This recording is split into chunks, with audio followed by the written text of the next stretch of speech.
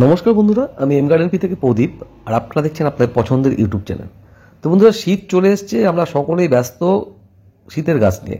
কারণ শীতকালীন গাছ করে যে মজাটা আছে গরমকালে বা সারা বছরে সেই মজা নেই। কারণ গরমের সময় অনেকেই ছাদে উঠতে চান না, এত গরম থাকে। এখন যা আমাদের এখানে গরম পড়ে, তো শীতকালে সকলে গাছ করি। যারা গাছ করে না তারাও বাজারে গেলে দুটো গাঁদা গাছ, দুটো পিটুনিয়া গাছ কিনে নিয়ে আসে, চন্দ্রমল্লিকা কিনে নিয়ে আসে। এগুলো কিন্তু আমাদের একটা ট্র্যাডিশন চলছে যে শীতের সময় এটা ফুল করার সকলের ইচ্ছা। তো এবার কিন্তু আমি একটু ভিন্ন করেছি, যে একটু বলেছিলাম যে সবজির দিয়ে গেছি, আর আগামী দিনে সবজি কীভাবে করলে ভালো হবে সেটা কিন্তু এবছর আমি বলেছি। প্রত্যেকটা টবে আলাদা আলাদা ট্রিটমেন্ট করছি। দেখছেন গাছের চেহারা কিন্তু 19-20 আছে, দেখুন, আপনারা দেখলেই বুঝতে পারবেন। তো কোনটা বেস্ট সেটাই আপনাদেরকে পরবর্তীকালে শেয়ার করবো ভুল ভিডিওতে। তো এটা বাঁধাকপি গাছ, আপনাদের বলেছিলাম অল্প কটা লাগিয়েছি। গাছগুলো খালি কেমন হয়, কী সাইজের বাঁধাকপি হয় সেগুলো দেখার জন্য। আর এবার অনেক সবজি লাগিয়েছি। আমি যেটা বলবো যে লঙ্কা গাছের পাতা আপনাদের যেটা লক্ষ্য রাখতে হবে, সব সময় টান টান থাকবে।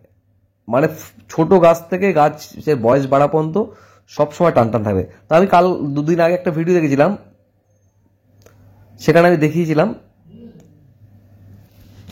কিভাবে আমি গাছগুলোকে সুস্থ রেখেছি এবং গাছে আমি কি ট্রিটমেন্ট করছি।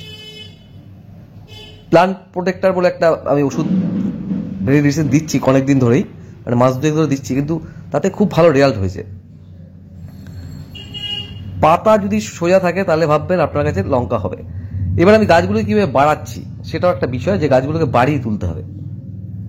গাছগুলোকে বাড়ানোর জন্য কিন্তু আমাদের শীতকালীন শস্যের খোলের মতন কিছু নেই। যেমন চাষিরা যে চাষ করে সেখানে কিন্তু শস্যের খোল যেহেতু কস্টলি, দিতে পারে না বলেই কিন্তু তারা ইউরিয়া ব্যবহার করে বা অন্য কোনো সুফলা ফুফলা এগুলো বেশি ব্যবহার করে। শস্যের খোলটা কিন্তু মারাত্মক ভালো। তো আমরা ম্যাক্সিমাম গাছকে কিন্তু তৈরি করবো আমরা খোল দিয়ে। আর ফুল আসার একটু আগে আগে আমরা একটু পটাশ জাতীয় খাবার, ফসফরাস জাতীয় খাবার এগুলো কিন্তু ব্যবহার করবো। তার জন্য আমরা সুফলা ব্যবহার করবো। টমেটো গাছ কিন্তু মাছা করেছি, মানে সাপোর্ট দিয়েছি, কারণ সেটা পরবর্তীকালে টমেটো হবে যখন আপনার দেখাও ফুল ভিডিও তখন কিন্তু বুঝতে পারবেন। তো একটা মাচা করতে অনেকক্ষণ টাইমও লাগে এবং গাছ এগুলো নিজের থেকে দাঁড়িয়ে থাকতে পারে না, গাছ এদেরকে সাপোর্ট দিতে হয়। অনেকে কী করে, একটা লাঠি বেঁধে দেয়, দড়ি বেঁধে দেয়, তাতে গিয়ে গাছের শেপটা ভালো লাগে না। হয়তো টমেটো হলো, সব হলো, কিন্তু গাছের শেপটা, গাছের সৌন্দর্যটা বাড়িয়ে তোলার জন্য আমাকে যে এইভাবে সুন্দর করে একটা সাপোর্ট দিতে হয়েছে বা মাছার মতো করতে হয়েছে, যেখানে গাছটা সাপোর্ট থাকবে। প্রত্যেকটা ডালকে আমার ইন্ডিভিজুয়ালি আমাকে আলাদা বাঁধতে হবে, তাহলেই কিন্তু গাছটা সুন্দর লাগবে। যখন ফলন হবে তখন কিন্তু ফলগুলো বাইরে থাকবে, অসম্ভব ভালো লাগবে। তো এটা ছোট ছোট গাছ দেখেছিলেন, গাছের গ্রোথ অনেক বেশি এসে গেছে এবং ছোট গাছেই ফল হবে। আমি যে গাছগুলো এবছর করেছি সেগুলো কিন্তু সব ছোট গাছে ফল হবে, মানে এর হাইট বেশি দূর হবে না। এটা একদম বীজ থেকে করা গাছ, একদম সুন্দর বেড়ে উঠেছে। এবার লাঠির সাপোর্ট দিতে হবে, যেহেতু এরা বরবটি গাছ, একে সাপোর্ট দিতে হবে। আগে যে গাছটা দেখালাম সেটা ছিল বিমস, সেটাকেও সাপোর্ট দিতে হবে, অল্প সাপোর্ট দিলেও হবে, কিন্তু বরবটি গাছকে একটু সাপোর্ট দিতে হবে, ভালোই সাপোর্ট দিতে হবে, তাহলে ভালোভাবে ফলটা হবে, ফলটা দেখতে ভালো লাগবে। ফুলটা যেমন দেখতে ভালো লাগে তেমন সবজিটাও যাতে দেখতে ভালো লাগে, বাইরে যাতে ঝুড়ি ঝুড়ে থাকে, 1 ফুট 1.5 ফুট করে ঝুড়ি ঝুড়ে থাকবে, সেরকম করার চেষ্টা করছি। ফুলকপি অনেক লাগাইনি, বেশ কিছু লাগিয়েছি। আর আমি বলেছিলাম যে এবছর কালারিং ফুলকপি, ইয়েলো আর বেগুনি, এটা বেগুনি গাছ, গাছের কালার দেখলেই বুঝতে পারবেন কোনটা বেগুনি কোনটা ইয়েলো। এটা যেমন ইয়েলো, আর এমনি সাধারণ এটা যেমনি বেগুনি আছে, এই পাতা দেখুন বেগুনি, আরও বেগুনি হয়ে যাবে, যত বড় হবে তত পাতার কালার বেগুনি হবে, ডাঁটিটা বেগুনি থাকবে।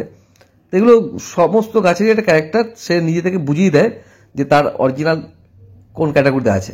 তো এবছর এটা চেষ্টা করছি, জানি না কতটা সফলতা পাবো। 4-5টা গাছ একটা টবে করে লাগিয়েছি, একটা টবেই সব করা চারা ওঠেনি, যেহেতু বীজ লাগিয়েছিলাম, আর মোটামুটি 3-4টে গাছ সব টবেই আছে। তো মটরশুঁটি গাছ আমরা মটরশুঁটি আমরা বাইরে কিনতে পারি, কিন্তু যদি বাড়িতে করতে পারি সেটা যাতে দেখতে ভালো লাগে, তার জন্য একটু শুঁটি লাগানো এবং কিভাবে করব, কেমন হবে, কিভাবে তার পরিচর্যা হবে, সবটাই থাকবে। টবে হবে মূলো, একদম মিস হবে না, 100% দুটো গাছে দুটোই মূলো হবে। এটা নিয়ে কিন্তু আগামী দিনে বড় একটা ভিডিও থাকছে। আর গাছের চেহারা দেখতে পাচ্ছেন, অবশ্যই মূলো হবে, এটা নিয়ে কোনো চাপ নেই।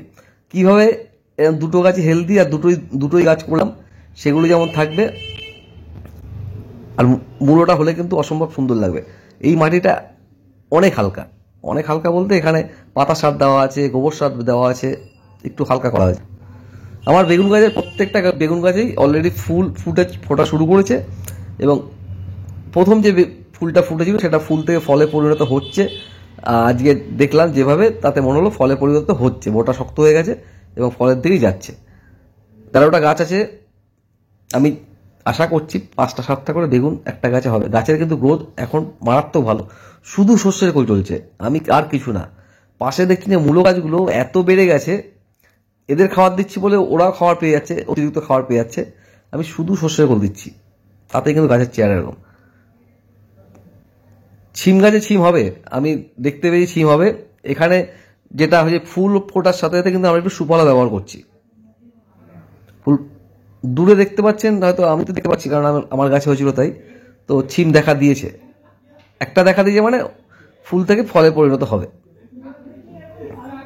এই যে বলছিলাম বাজার থেকে কেনাটা, গাছটা যে কিনবো সেই গাছটা কিরকম হবে, গাছের অনেক ক্যারেক্টার আছে।